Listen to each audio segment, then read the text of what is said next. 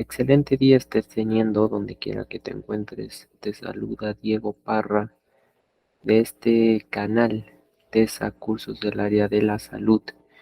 Y el día de hoy estaremos viendo uno de los principios de la fisiología, que es la electrofisiología. Así que sin decir ni añadir nada más, comenzamos.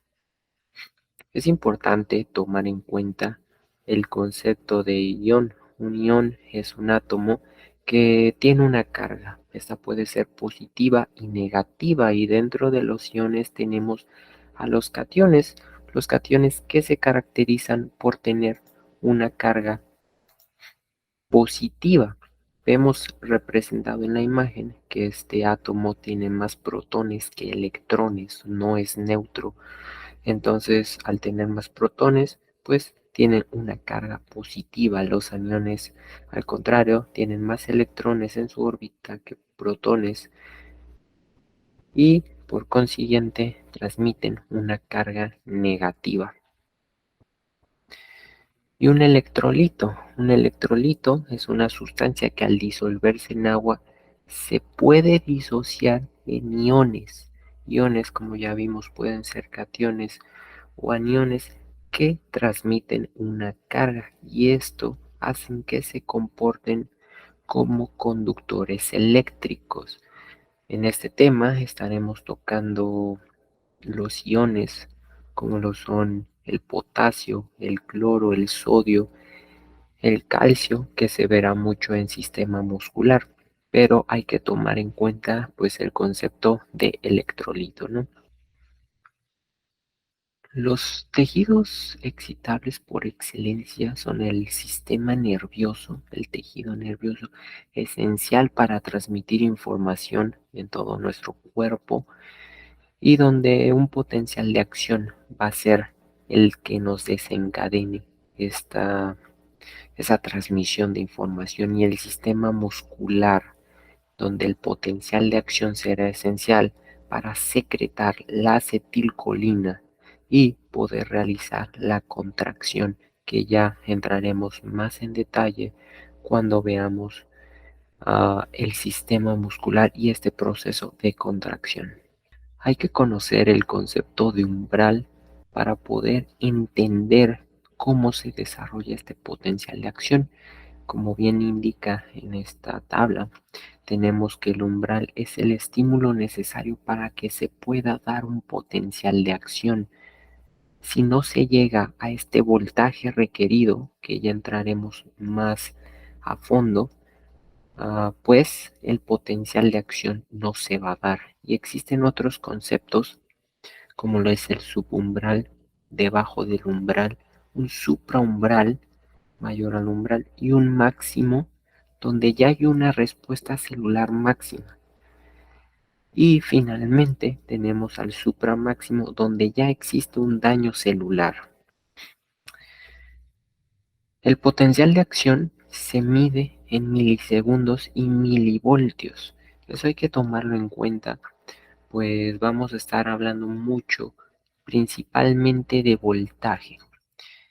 Y aquí tenemos una gráfica de un potencial. Y estaríamos entrando a lo que viene siendo el potencial de acción. Pero unos pasos antes hay que entender qué es el potencial de difusión. Primero hay que saber que dentro de las células pues existen gradientes de concentración, a su vez afuera. El potasio abunda dentro de las células y el sodio fuera de las células. ¿Qué es lo que va a pasar? Pues estos iones van a tender a dirigirse donde se encuentre menos cantidad de lo mismo. Por ejemplo, el potasio tiende a salir de la fibra nerviosa porque tenemos más iones potasio dentro de ella que fuera, generando que salgan cargas positivas. ¿Por qué? Porque el potasio es un catión. Entonces estamos perdiendo cargas dentro de la célula, lo que nos confiere un voltaje aproximado en mamíferos de menos 94 milivoltios. El sodio pasa al revés. Hay una mayor concentración fuera de la célula que dentro, por lo que este tiende a entrar a la célula, generando ingreso de cargas positivas y un voltaje en mamíferos de más 61 milivoltios. Es importante recalcar que se le dice potencial de difusión porque después de unos milisegundos esta salida se bloquea e impide la salida o el ingreso de potasio o sodio respectivamente. El potencial de membrana como tal. El potencial de membrana se diferencia del potencial de acción en que el potencial de acción es un estado dinámico, el potencial de membrana es un estado en reposo. Y Guyton maneja el concepto como la diferencia de cargas entre el interior y el exterior de la membrana, que si lo medimos con un electrodo, aquí tenemos la imagen, nos va a dar un voltaje de menos 90 milivoltios. ¿A qué se debe esta electronegatividad? Pues es lo que iremos abordando poco a poco, ¿no? Primero, lo que ya vimos, este potencial de difusión principalmente de potasio.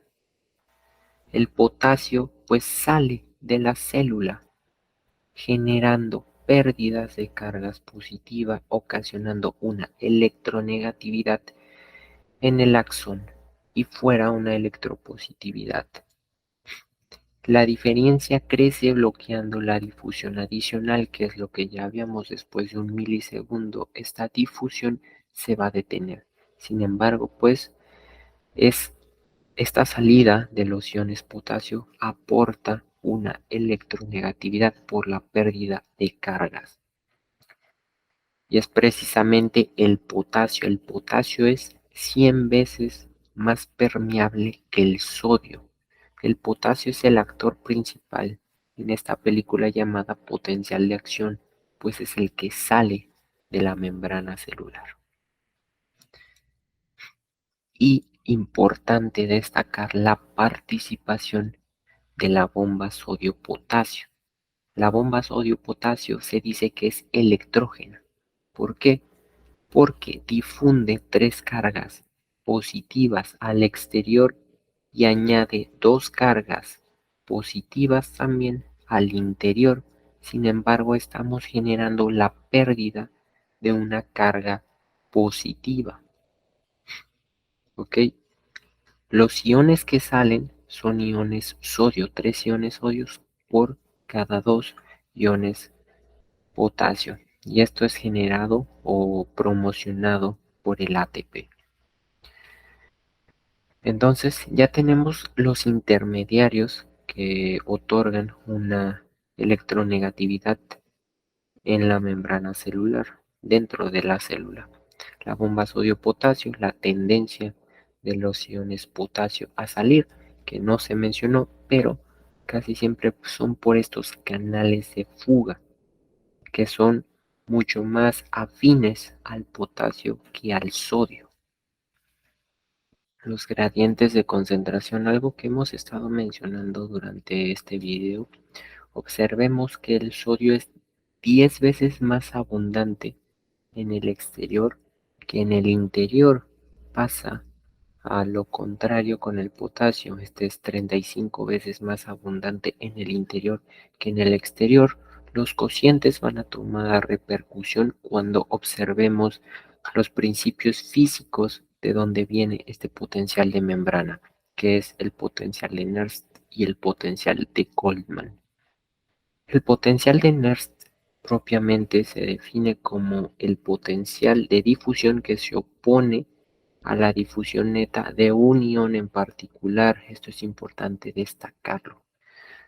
Entonces está representado por esta fórmula, que si ustedes ponen la siguiente operación, 61 por logaritmo de 140 entre 4, veremos que en esta parte nos da el resultado de 35 logaritmo de 35 va a ser igual a 1.54, y si este resultado lo multiplicamos por 61 nos va a resultar poco más de 94. De ahí viene el resultado de los menos 94 milivoltios que nos provocaba la difusión del potasio. Y el potencial de Goldman es el potencial de Nernst, pero tenemos la participación de iones univalentes. Casi siempre tomamos en cuenta el potasio, el sodio y el ion negativo, que sería el cloro. Y aquí depende de tres factores importantes. La polaridad que ya lo mencionamos,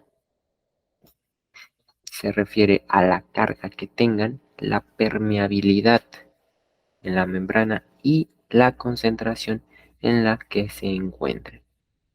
Observaremos cómo desglosamos el potencial de membrana a continuación. Habíamos dicho que el potencial en mamíferos, en los nervios, es de aproximadamente menos 90 milivoltios. La permeabilidad del potasio y su salida y la bomba sodio-potasio nos daban esta negatividad. Pero aquí vemos la contribución. Lo que habíamos dicho, si ustedes reemplazan estos valores en la ecuación de Nernst, porque estamos evaluando solamente al ion potasio, tendremos un resultado de menos 94 milivoltios dentro de la fibra nerviosa. Añadimos la participación del sodio y nos va a dar más 61. Sin embargo, aquí ya usamos la ecuación de Goldman porque estamos analizando dos iones, el sodio y el potasio, y nos dará un resultado de menos 86. Sin embargo, nos faltan 4 milivoltios para llegar a los menos 90 que se había mencionado. ¿Quién lo va a dar? Pues la bomba de sodio-potasio. La pérdida de una carga positiva, porque habíamos dicho que entran 3 cargas positivas, sodio, y salen 2 en forma de potasio, pérdida de 1. Esta pérdida se traduce en menos 4 milivoltios y de ahí resultan los menos 90 milivoltios del potencial de membrana.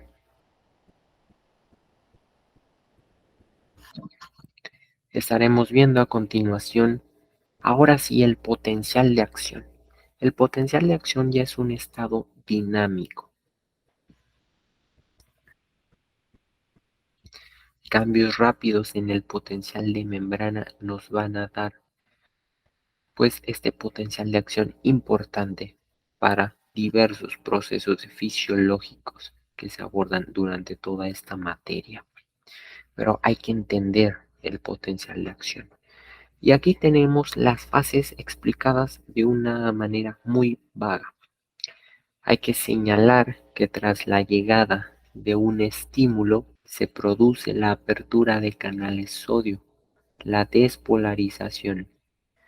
En el pico que tenemos aquí, estos canales sodio cierran y abren las puertas, los canales de potasio. La repolarización puede pasar que esta repolarización disminuya los niveles aún más negativos de los que teníamos en un estado de reposo. Ya lo veremos a continuación. Y pues la prolongación, el estado de reposo y volver a iniciar el potencial de acción si es requerido. Como vemos aquí, el umbral participa. El umbral habíamos dicho que era el estímulo necesario para llevar a cabo un potencial de acción. Cuando lo rebasamos, el potencial de acción se da. Si este no se rebasa, no se va a dar. Y aquí tenemos las fases importantes que ya pues habíamos mencionado. Primero, una despolarización va a ser ocasionada. ¿Por qué? Tras la llegada de un estímulo, los canales de sodio se abren. Aquí tenemos la imagen. Los canales de sodio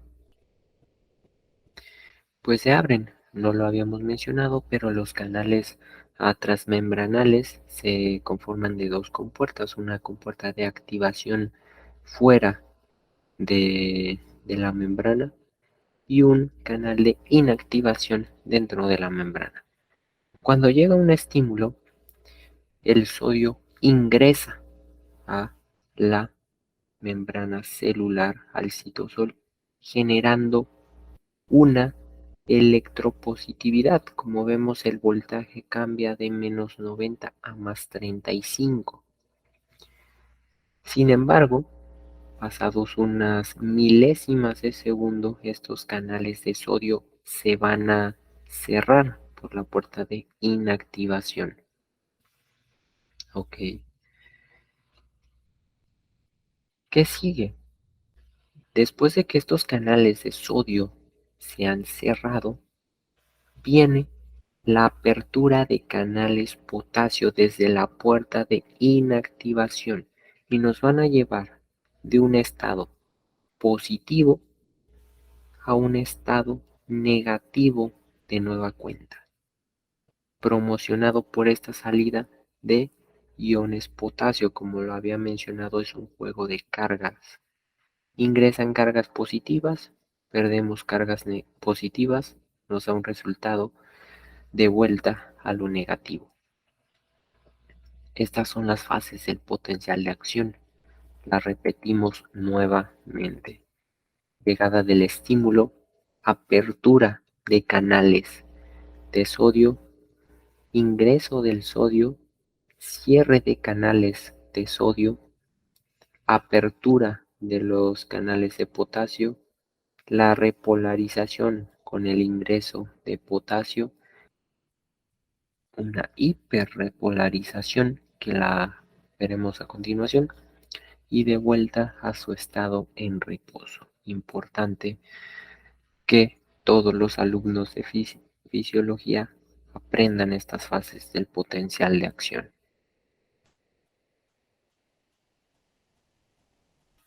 De vuelta a un concepto importante, la hiperpolarización. La hiperpolarización se produce debido a que los potasios tienden a salir masivamente, ocasionando una pérdida de cargas positivas mucho más de la que se estaba en el estado en reposo. Por eso ocurre una curva en la que, si pudiéramos medir, pues tenemos un voltaje más negativo del que teníamos en un estado en reposo. Esto ocasionalmente ocurre en el músculo cardíaco. Sin embargo, pues se volverá a llegar al estado en reposo que se tenía.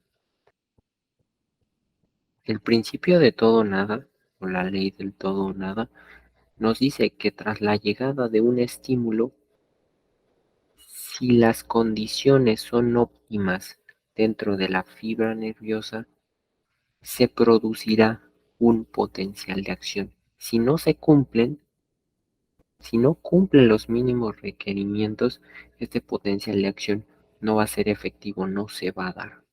La meseta en el potencial de acción es una peculiaridad del tejido cardíaco. Esta se debe a dos factores: los tipos de canales que tenemos en el músculo cardíaco, que pueden ser los canales lentos y rápidos. ¿Qué es lo que pasa? La apertura de los canales rápidos tras un estímulo va a generar esta espiga, generando pues una electropositividad un poco más positiva, valiendo la redundancia. Por consiguiente, los canales lentos se van a abrir, permitiendo la entrada de iones sodio y calcio. En los músculos, pues la importancia del ion calcio es esencial, ¿no? Entonces, esta apertura de los canales lentos va a generar una prolongación de la despolarización, generando esta meseta.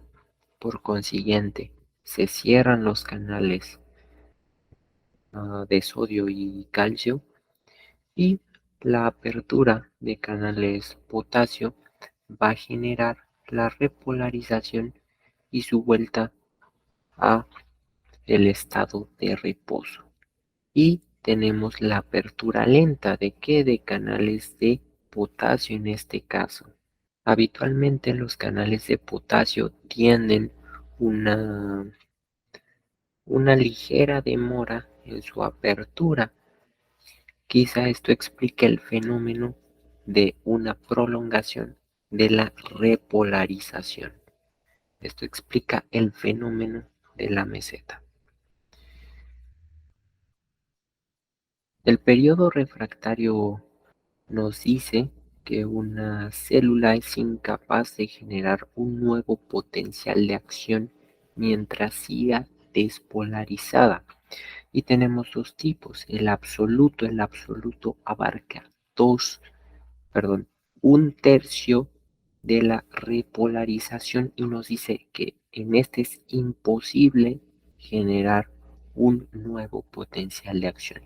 Y el relativo, que abarca los 2/3 siguientes de la repolarización, y nos dice que sí se puede generar un potencial de acción, sin embargo, este debe superar la intensidad del potencial de acción anterior. Esto sería lo último de potencial de acción. Ha sido una clase muy breve, resumida. Esperemos que les haya ayudado de alguna manera. No olviden que nos pueden seguir en todas nuestras redes sociales, Instagram, TikTok, y suscribirse aquí al canal dándole like, apoyando a esta comunidad que sigue creciendo. Muchas gracias y nos vemos hasta la próxima.